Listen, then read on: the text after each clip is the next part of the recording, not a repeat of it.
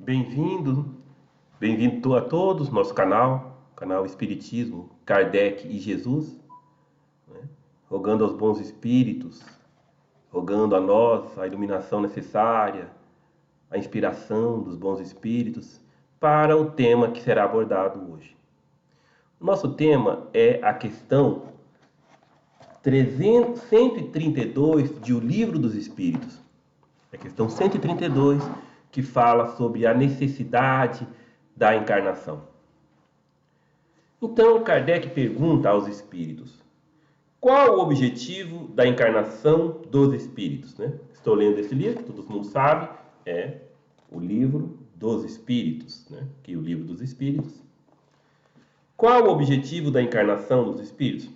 E os espíritos respondem: Deus impõe a encarnação com o fim de fazê-los chegar à perfeição. Para uns é expiação, para outros missão.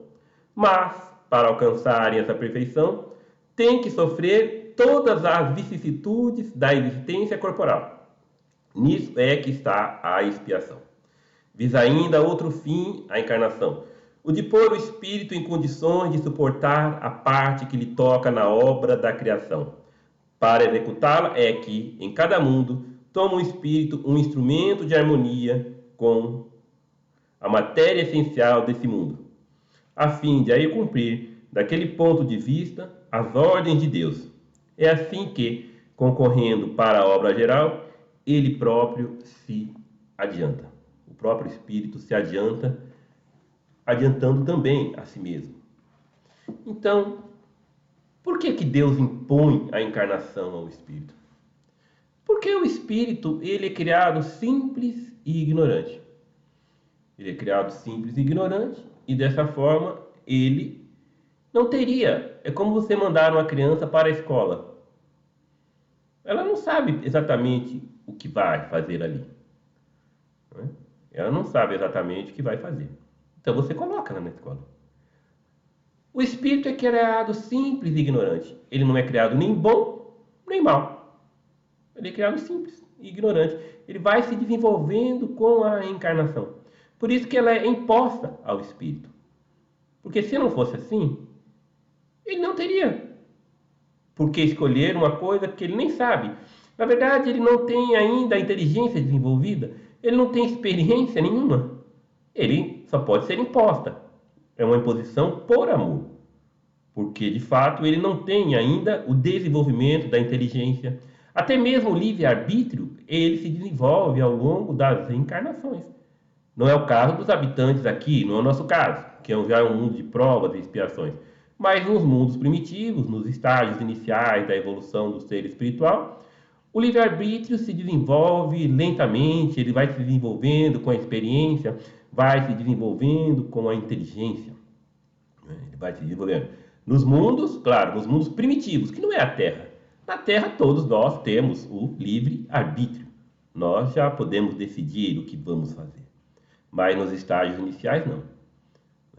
Então a encarnação é imposta aos espíritos, a fim de fazê-los progredir. Para uns, a encarnação é uma missão. Missão no sentido geral, não missão no sentido de um espírito em missão, um espírito iluminado, não. Mas missão no sentido de progredir, de ter uma tarefa a cumprir.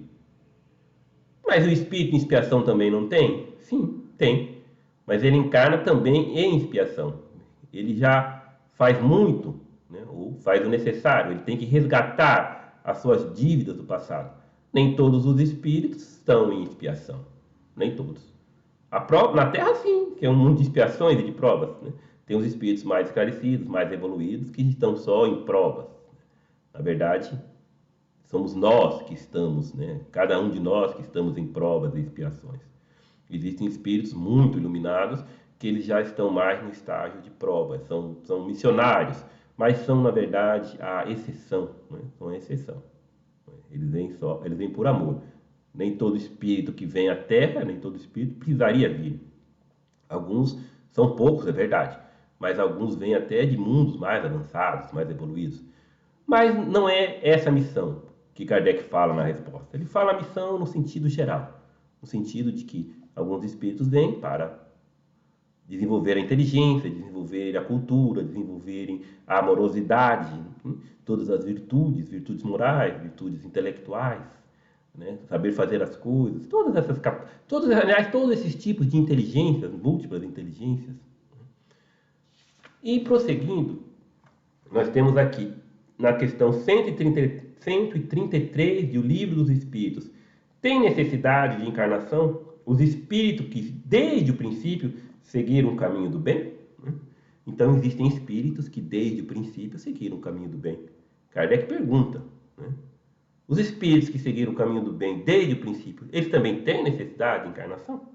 E os espíritos respondem: todos são criados simples e ignorantes, e se instruem nas lutas e tribulações da vida corporal. Deus, que é justo, não podia fazer felizes a uns, sem fadiga de trabalhos, consequentemente, sem mérito.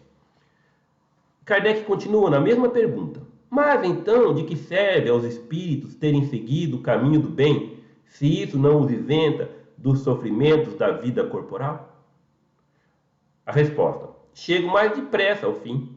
Demais das aflições da vida são muitas vezes a consequência da imperfeição do espírito. Quanto menos imperfeições, tanto menos tormentos.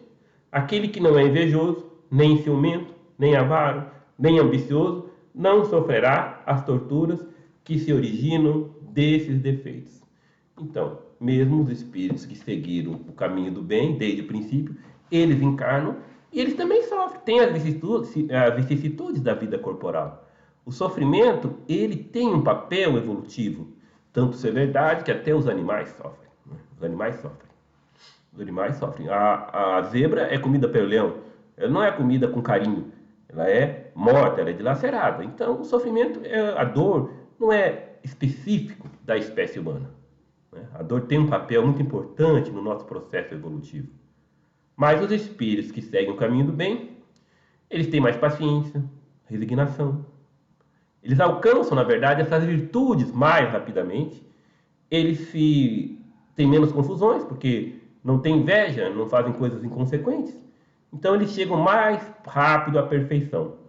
Toda imperfeição é motivo de um sofrimento. É um motivo de sofrimento. Tem pessoas que vão à prova de matemática muito bem, muito tranquilamente. Tem pessoas que têm uma aflição terrível, né? Isso depende das aquisições de outras vidas, até se o espírito ele estudou muito matemática, se esforçou por aprender. Então, para alguns pode ser uma prova e para outros pode ser até um prazer. O que é prova para alguém pode ser um prazer para outro, né? Então, quanto mais resignado, quanto mais fé, quanto mais harmonioso é o espírito, mais rápido ele atinge a perfeição. E mesmo sem ainda ser perfeito, menos ele sofre. Né? O invejoso, a pessoa que guarda mágoas, a pessoa que guarda rancor, a pessoa maledicente, ela sofre muito. Ela não tem paz nenhuma. Associado às complicações da vida, né? Às atribulações normais da existência, inesperadas até, né? Ela ainda soma isso aos seus próprios conflitos interiores. Então, a encarnação dos espíritos é imposta por Deus a fim de fazer o espírito progredir. Ao mesmo tempo, ele concorre também para o progresso das outras pessoas. Ele auxilia as outras pessoas, ele ajuda dentro de suas possibilidades, que podem ser pequenas ou um pouco maiores, né? Nós todos temos amplas possibilidades de ajudar. Não existe ninguém que esteja incapacitado de ajudar.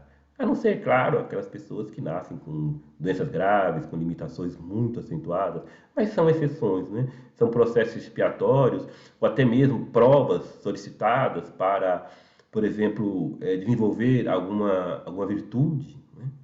A gente não sabe quando é uma prova, quando é uma expiação, de fato. É mais fácil saber quando, aliás, é mais fácil saber quando é uma prova. É difícil saber quando é uma expiação, né?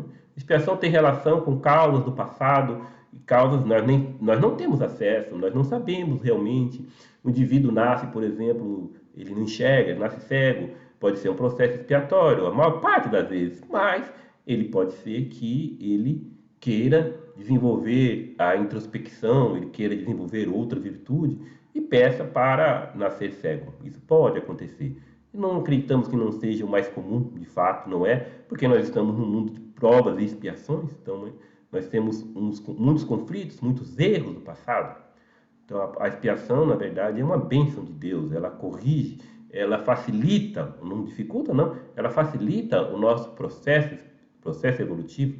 Se nós não tivéssemos processo expiatório, nós caminharíamos sempre nos erros, e os erros sem consequências, eles não teriam nenhuma sinalização, você não saberia que está errando.